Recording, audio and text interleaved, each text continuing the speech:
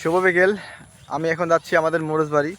তো আমাদের মরুচ গাছের কী অবস্থা বর্তমান, ওটা নিয়ে আজকে ভিডিওটা প্রথম থেকে শেষ পর্যন্ত দেখবেন, অবশ্যই শিখবেন। চলেন যাওয়া যাক।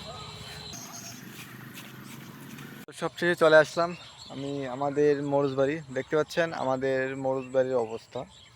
তো মরিচের গাছ প্রায় মরে যাওয়ার মতোই, মানে কিছু কিছু গাছ মরে গেছে, অর্ধেকের বেশি গাছ মরে গেছে। মরে যাওয়ার কারণটা হচ্ছে এই মাটিটা অল্প একটু নিচু, আর গাছের সাইডে ড্রেনগুলো ভালো করে দেওয়া হয়নি। ভালো করে না দেওয়ার কারণে পানি পালানোর ব্যবস্থা ছিল না। তো ভালো করে ড্রেন না দেওয়ার কারণেই পানি জমেছিল এই মরুচ বাড়িতে।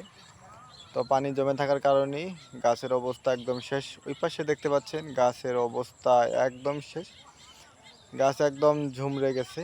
তো ঝুমড়ে যাওয়ার কারণটা হচ্ছে গাছে শুধু কেবল ফল আসছিল, তো পানি লাগছিল বিধায় আমাদের গাছের মরুচ গাছের অবস্থা শেষ একদম।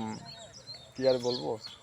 তো গাছে শুধু কেবলমাত্রই ফল আসছিল, গাছে ফুল আসছিল, ফলও ধরছিল ছোট ছোট। তো আসার কিছুদিন পরেই এমন পানি হতে ধরলো যে পানি পালানোর মতো ব্যবস্থা ছিল না। আর মরুচবাড়ির ড্রেনগুলো সেরকম ভালো করে দেওয়া হয়নি, এজন্যই গাছের অবস্থা একদম শেষ। মানে মরুচবাড়ির আশা টোটালি একদম, মরুচবাড়ির আশা টোটালি একদম শেষ। এখান থেকে কিছু আশা করা যাবে না। তবে এখানে গাছ, মরিচের গাছ ছিল প্রায় 700 গাছ। 700 গাছের মধ্যে আশা করা যায় 600 গাছই মারা যাবে, 100 গাছ টিকতে পারে। তো মুখটা ঘেমে গেছে, খুব গরম আজকে, খুব রোদ। তো এই প্রচুর পরিমাণ বৃষ্টি হওয়ার কারণে আমাদের মরিচ গাছের এই অবস্থা।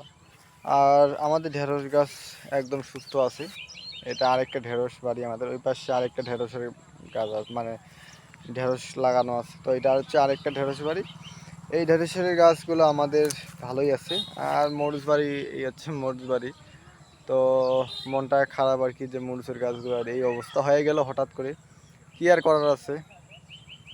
তো ঠিক আছে, আমাদের মরিচ গাছের এই আছে অবস্থা।